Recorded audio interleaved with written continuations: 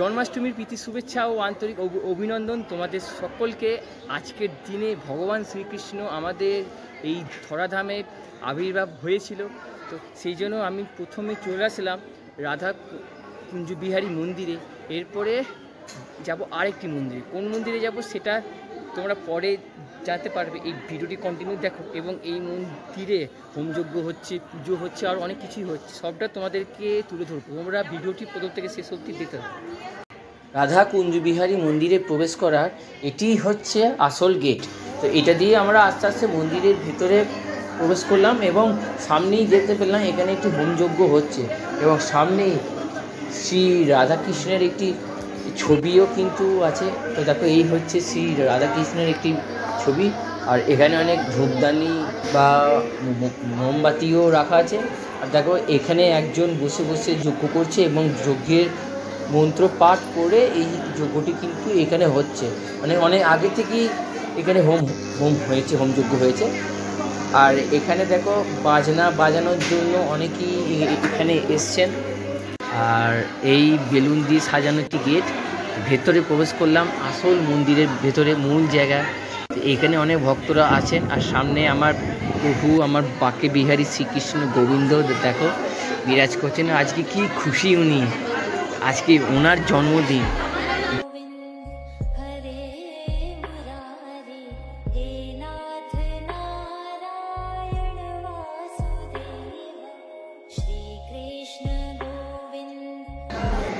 এইখানে দেখো একসঙ্গে অনেক গুরু বাবা বিরাজ করছেন এবং স্বয়ং রাধাকৃষ্ণ একসঙ্গে যুগল রূপে এই স্থানে বিরাজ করছে। তোমরা দর্শন করে নাও, এই দুর্লভ দর্শন করে নাও। চলো এবার আস্তে আস্তে প্রভুর কাছে যাওয়া যাক, আরও কাছে যাওয়া যাক। এখানে অনেক ভক্তরা দেখো এসছে, সবাই হাত জোর করে ভগবানের কাছে প্রার্থনা করছে, নিজের মনের বাসনা জানাচ্ছে। সত্যি কথা বলতে গেলে আমার এখানে এসে এতটা ভালো লাগছে কি বলবো, মানে থাকতে পারছি না, বুকটা যেন কেঁদে কেঁদে উঠছে। আর দেখো, এখানে স্বয়ং বজরং বলি স্বয়ং এখানে বিরাজ করছেন। এখানে দেখো সব ভক্তরা জোর হাত করে প্রভুর দিকে তাকিয়ে আছে। আমার এইটা ভেবে এত ভালো লাগছে, আজকের দিনে প্রভু আবির্ভাব হয়েছিল এবং কত ভক্ত, প্রভুর কত ভক্ত, সবাই প্রভুকে দেখার জন্য সবাই আকুল হয়ে আছে। আর সেই স্থানে আমিও আছি।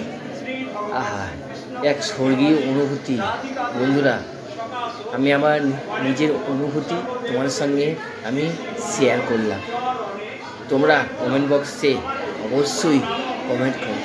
রাধে রাধে, হরে কৃষ্ণ কৃষ্ণ কৃষ্ণ হরে হরে, হরে রাম রাম রাম হরে হরে। আর একবার তোমাদেরকে দর্শন করাচ্ছি প্রভুকে। দেখো এখানে প্রভু কি খুশিতেই আছে। আহা, প্রভুর দিকে তাকালে যেন সব কষ্টই যেন কষ্ট থাকে না, আনন্দে পরিণত হয়ে যায়।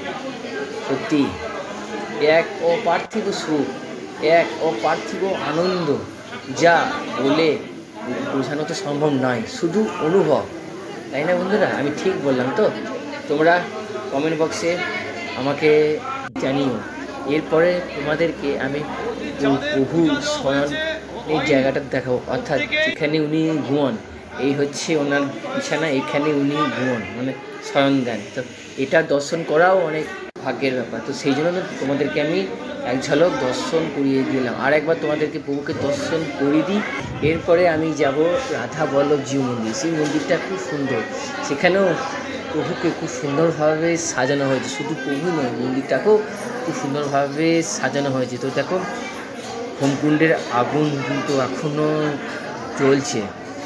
দেখো এখানে অনেক ভক্তরা আসছেন, ভক্ত মায়েরা আসছেন হোমকুণ্ডে বসে হোমের ফোঁটা নিয়ে, হোমের মধ্যে আহুতি দিয়ে নিজের যেসব মনোবাঞ্ছা, সেসব মনোবাঞ্ছা এই হোমের মাধ্যমে অনেকেই জানাচ্ছে নিজের প্রভুর কাছে। দেখো হোমের যেই একটু আহুতি পড়লো, আগুনটা দেখো আবার কেমন বেশ দপ করে জ্বলে উঠলো না। রাধা কুঞ্জ বিহারী মন্দির থেকে বেরিয়ে সোজা চলে আসলাম রাধা বল্লভজিউ মন্দিরে। এখানে গোবিন্দের পুজো হচ্ছে, মন্ত্রপাঠ শুনতে পাচ্ছি আমি। তোমরা পাচ্ছ কিনা আমাকে কমেন্টে জানাও। তো চলো আস্তে আস্তে ভেতরে প্রবেশ করা যাক, গিয়ে দেখা যায় যে কী কী হচ্ছে ভেতরে। রাধা বল্লভজি মন্দিরের ভেতরে প্রবেশ করার আগেই সামনে একটি খুব সুন্দর একটি গেট দেখতে পেলাম। এটি হচ্ছে মূল গেট। তো বন্ধুরা আসো আমরা সবাই মিলে মন্দিরের ভেতরে প্রবেশ করি এবং সবাই একসঙ্গে দর্শন করি শ্রী শ্রী রাধা বল্লভজিউকে, মানে শ্রীকৃষ্ণকে। আর দেখো মূল মন্দিরের ভেতরে, একদম ভেতরে যাওয়ার আগে খুব সুন্দর একটি কার্পেট পাতানো আছে। কার্পেটে দুধারে খুব সুন্দর সুন্দর ফুলের গাছ আছে, প্লাস্টিক ফুলের গাছ। খুব সুন্দর লাগছে দেখতে, অপূর্ব লাগছে কিনা। তোমাদের কেমন লাগছে তোমরা একটু আমাকে কমেন্ট সেকশনে জানাও। চলো আস্তে আস্তে মূল ভেতরে প্রবেশ করি। আর ওই যে দূরে দেখতে পাচ্ছ, দূরে হচ্ছে প্রভুর মন্দিরের গেট, আর বাঁ দিকে তো বিভিন্ন রকমের ফুলের কাজ হচ্ছিল। তো দেখো সামনে ভক্তরা, অনেক ভক্তরাই বসে আছেন, আর ওই দূরে মন্ত্রপাঠ হচ্ছে, শ্রীকৃষ্ণের আরতি হচ্ছে। তো বন্ধুরা একবার শ্রীকৃষ্ণকে তোমরা দর্শন করে নাও।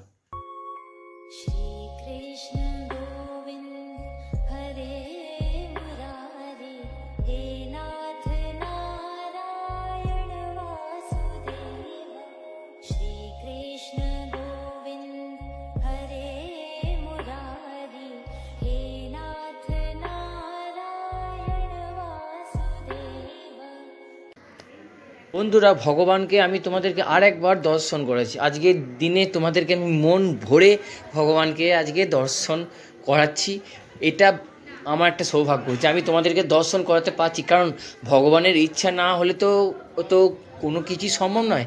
তো দেখো সবাইকে উনি চান জল দিচ্ছেন, তাই তোমরা একটু চান জল নিয়ে নাও। আর দেখো এখানে খুব সুন্দর সুন্দর কিন্তু ফুলের ডেকোরেশন করা হয়েছে, বিভিন্ন রকমের ফুলে। তো দেখো সেই ফুলটাই তোমাদেরকে দেখালাম। আর এই হচ্ছে মন্দিরটা। তো দেখো রাধা বল্লভজিউ মন্দিরটা যে কতটা সুন্দর তোমরা দেখতে পেলে। অসাধারণ একটি মন্দির, তাই না? তোমরাই বলো আমাদের, আর তোমরা কমেন্ট করে আমাদেরকে জানাও। রাধা বল্লভজিউ এই মন্দিরটি খুবই সুন্দর, অসাধারণ একটি মন্দির। আর দেখো এখানে একটি জগন্নাথ বলরাম সুভদ্রার একটি বিগ্রহ আছে এবং সেটি দেয়ালের মধ্যে। আর এখানে অনেক রকমের ড্রাম আছে, ঢোল আছে। এই মন্দিরে কিন্তু রাধাকৃষ্ণই নন, স্বয়ং ভোলে বাবাও বিরাজ করছেন, তোমাদেরকে দর্শন করবো। আর এছাড়া জগন্নাথ দেবও ছিলেন, কিন্তু মন্দিরের বাকি অংশটা বন্ধ ছিল বলে আমি জগন্নাথ দেবকে দর্শন করাতে তো পারলাম না। তার জন্য তোমরা নিজ গুণে আমাকে ক্ষমা করবে। আর এখানে একটি দোলনারও ব্যবস্থা করা হয়েছে। আর এই যে এইটি প্যান্ডেলটি তৈরি করা হচ্ছে, মানে গোবিন্দকে এই দোলনাতে বসানো হবে, দিয়ে দোল খাওয়ানো হবে। তো তোমাদেরকে আর একবার দূর থেকে দেখিয়ে দিচ্ছি এই সিনারিটি। এই মন্দিরে দেয়ালে দেয়ালে শ্রীকৃষ্ণের ছবি অঙ্কন করা আছে, বিভিন্ন রকমের শ্রীকৃষ্ণের লীলার ছবি অঙ্কন করা হয়েছে, গোবিন্দের ছবি, গোপালের ছবি। আর এখানে স্বয়ং জগন্নাথ দেবও বিরাজ করছেন। আর এরপরে তোমাদেরকে আমি দর্শন করাতে চলেছি স্বয়ং দেবাদিদেব মহাদেবকে। তো বন্ধুরা আসো আমরা সবাই মিলে দেবাদিদেব মহাদেবকে একটু দর্শন করি। ওম নমঃ শিবায়। শ্রাবণ মাসের শেষ সপ্তাহে তোমরা মহাদেবকে আর একবার দর্শন করে নাও আর বলো হর হর মহাদেব।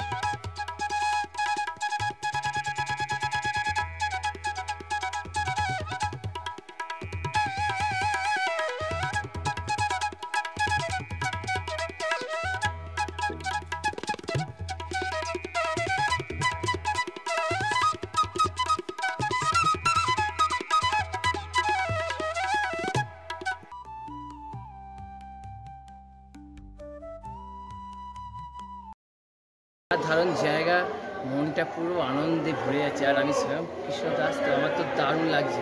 দুটো মন্দির ভিজিট করলাম, কি ভালো লাগছে তোমাদেরকে জাস্ট আমি বললেই বোঝাতে পারবো না। তোমরা যারা ভিডিওটি দেখছো না, একবার হলেও না কমেন্ট বক্সে কমেন্ট করো রাধে রাধে, জয় কৃষ্ণ কানাইয়া লাল কি জয়।